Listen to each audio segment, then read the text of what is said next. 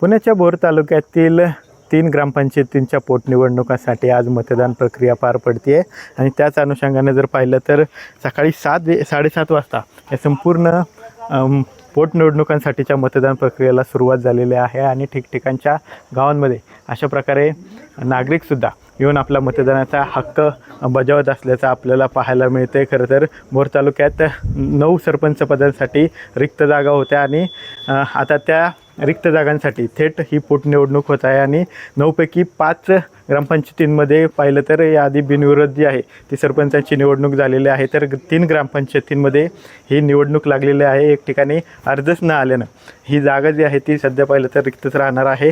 निवडणूक लागलेल्या रावडी, अंगसुळे आणि खडकी या ग्रामपंचायतींमध्ये आज मतदान होत असून उद्या या सर्व मतदानाचा निकाल जो आहे तो जाहीर होणार आहे आणि त्याच अनुषंगाने आता पाहिलं तर या संपूर्ण मतदान प्रक्रियेला आपल्याला सुरुवात झालेली पाहायला मिळते। निधन, राजीनामा आणि इतर कारणामुळे या जागा ज्या आहेत त्या रिक्त झालेल्या होत्या आणि त्याच अनुषंगाने त्याची पोटनिवडणूक आता या ठिकाणी होत असल्याचं दिसतंय।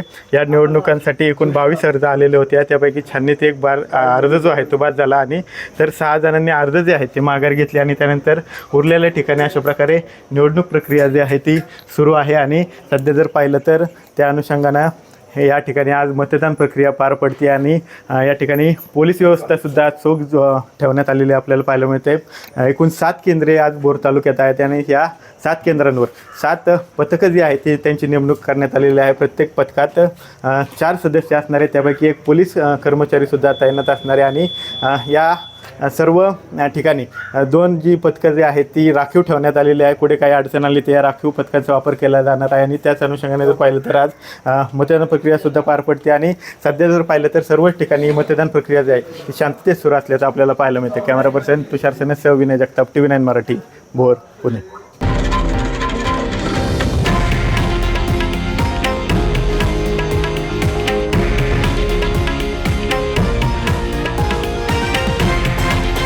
हे आहे देशातील नंबर 1 न्यूज नेटवर्क आणि आपण पाहत आहात TV9 मराठी, एकमेव।